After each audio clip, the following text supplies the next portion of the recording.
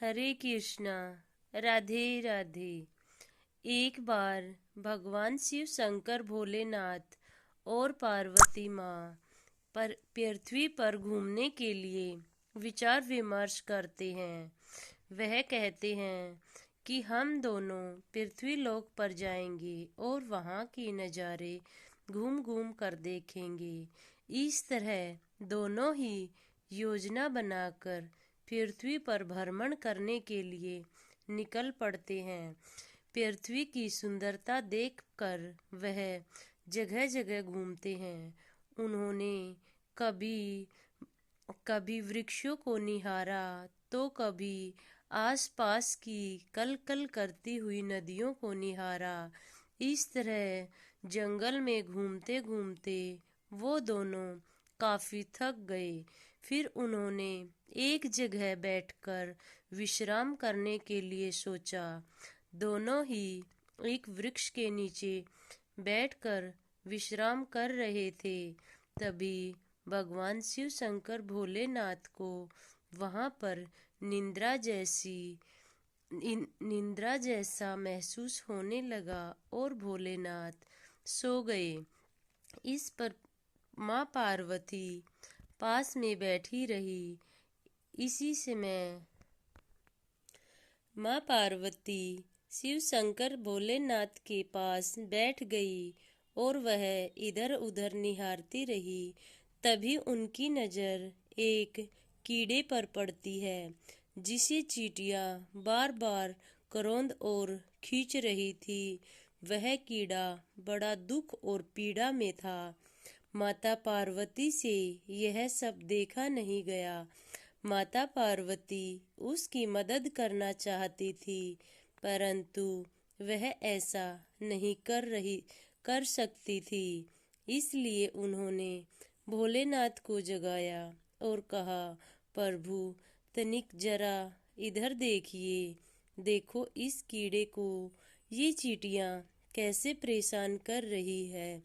इस पर भोलेनाथ बोले, हे देवी, इसे रहने दो। ये इसके कर्मों का फल है। आप कहीं और घूम आओ। आप अपना ध्यान यहाँ से हटा लीजिए। इस पर पार्वती कहती है, नहीं स्वामी, मैं इसकी मदद करना चाहती हूँ। मुझे इस कीड़े की पीड़ा देखी नहीं जाती और बार बार जिद करती है। उनकी जिद से परेशान होकर भोलेनाथ कहते हैं, हे देवी, मैं इसकी रक्षा तो कर दूंगा, परंतु अब आप बाद में इसके कर्मों को देखकर गुस्सा मत होना। फिर मत कहना आपने यह सब पहले मुझे क्यों नहीं बताया। इस पर माता पार्वती कुछ नहीं सुनती और करुणा से भरकर कहती है, भोलेनाथ, आप इसको इन चींटियों से सुरक्षित कर दीजिए। मैं आपसे ऐसा नहीं कहूँगी। ऐसा सुनकर भोलेनाथ उस कीड़े को उनकी पीड़ा से मुक्त करते हैं और कीड़े को वहाँ का राजा बना देते हैं। और जो चींटियाँ उसे खींच और खरोच रही थी उसकी प्रजा बना देते हैं। राजा बनते ही वह कीड़ा इतना घमंडी और क्रूर निकला कि वह भोलेनाथ से ही पता नहीं क्या क्या कहने लगा। वह माता पार्वती की सुंदरता को देखकर उसके ऊपर मोहित हो गया। भोलेनाथ ने कहा, हे राजा, आप जाकर अपना राज्य संभालो और अपनी प्रजा की देखरेख करो। इस पर वह राजा घमंड के साथ कहता है, हे साधु, आप इतनी अत्यंत सुंदर स्त्री का क्या करोगे। आप तो एक साधु महात्मा हो। आपको स्त्री का क्या काम। इसको मेरे महल में छोड़ दीजिए। मैं इस स्त्री पर मोहित हो गया हूँ। इस पर भोलेनाथ को अत्यधिक क्रोध आता है। वह माता पार्वती की तरफ देखता है। अब माता पार्वती घोर संकट में फंस चुकी थी। न तो वह उस राजा की तरफ बोल सकती थी, न ही भोलेनाथ को वहां से जाने दे सकती थी। परंतु उसने जो किया वह उसे सहन भी नहीं हो पा रहा था। इस पर भोलेनाथ कहते हैं, आपको इस संसार में इससे भी अधिक सुंदर औरतें मिल जाएंगी। यह मेरी पत्नी है, इसकी रक्षा करना मेरा परम धर्म है।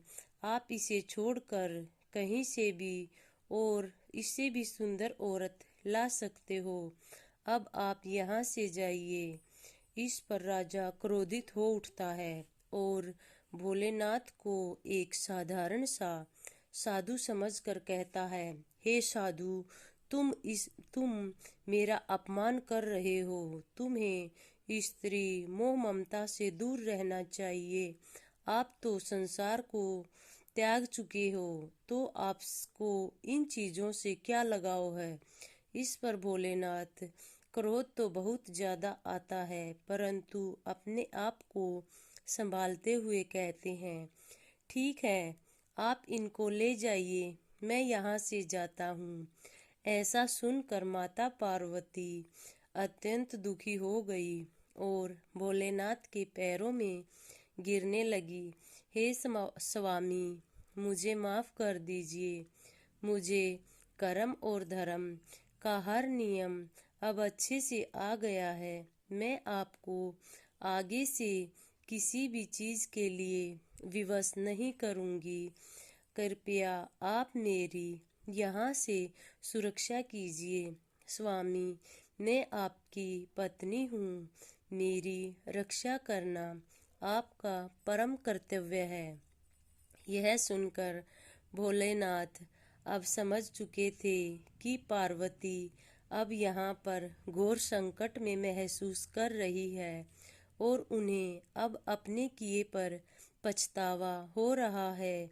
इसलिए भोलेनाथ उसे क्षमा कर देते हैं और कीड़े को, उस महाराज को वापिस से वही कीड़ा बना देते हैं और कहते हैं, तू निर्लज है, तू इसी के लायक है। ठीक ही तुम्हें यह चींटियां काट और खरोच रही हैं। तुम्हें अपने कर्म का फल मिल रहा है, इसलिए उसको फिर से कीड़ा बना देते हैं और पार्वती और भगवान शिव शंकर वापिस कैलाश पर लौट जाते हैं।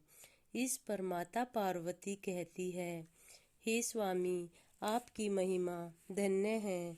मैं आपसे आगे ऐसी किसी भी अनहोनी के लिए जिद नहीं करूंगी। मुझे क्षमा कर दीजिए। हरे कृष्णा। राधे राधे।